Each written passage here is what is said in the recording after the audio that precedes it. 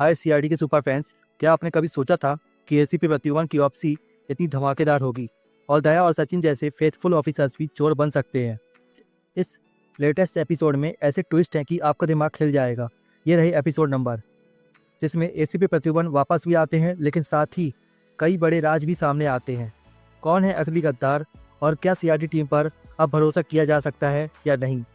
आइए इस धमाकेदार एपिसोड के हर पल को स्टेप बाय स्टेप समझते हैं। अगर आप सीआईडी के फैन हैं तो सब्सक्राइब करना बिल्कुल मत भूलना।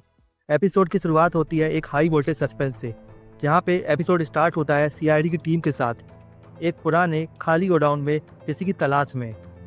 तभी अभिजीत को दया का बैच मिलता है और अभिजीत जब दया के बैच को पूरी सीआईडी टीम को दिखाता है तो सब हैरान रह जाते हैं। और फिर अचानक से गोलियां चलती हैं और गोलियां चलाने वाला और कोई नहीं बल्कि दया खुद होता है।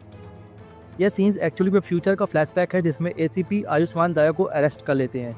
अब आते हैं प्रेजेंट में। प्रेजेंट के टाइम में एक ज्वेलरी एग्जीबिशन में चोरी होती है। जब चोर मास्क हटाता है तो पता चलता है कि वो दया ही है। वहाँ एक माइक्रोचिप मिलती है जिसमें एग्जीबिशन के हर कोने का ब्लूप्रिंट है। सीआईडी सोचती है इतने एक्सपर्ट चोर इतनी बड़ी गलती क्यों करेगा, मतलब शायद वो खुद सीआईडी को बुलाना चाहता था। अभिजीत के इन्फॉर्मर से पता चलता है कि चोरी का कनेक्शन वहीं गोडाउन में है। फिर वही सीन्स रिपीट होता है जहां दया फिर से गोलियां चलाता है और फाइनली वो अरेस्ट हो जाता है। सीआईडी दया से पूछताछ करती है, लेकिन दया चुप रहता है। और दूसरी तरफ पंकज को एक फ़ोन मिला था जिसका कॉल लॉग अवनी चेक करती है।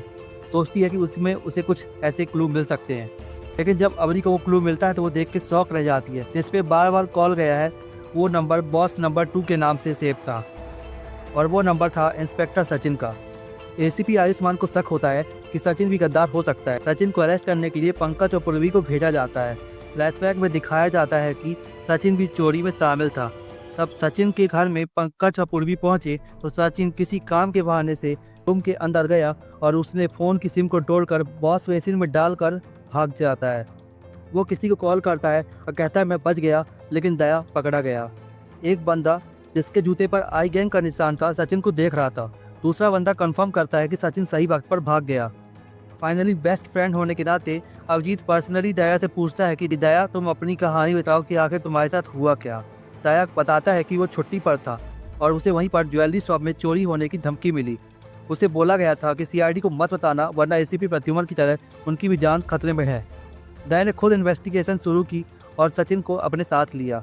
वो डिस्गाइज में ज्वेलरी शॉप गए पर गैंग ने उन्हें हॉस्टेज बना लिया।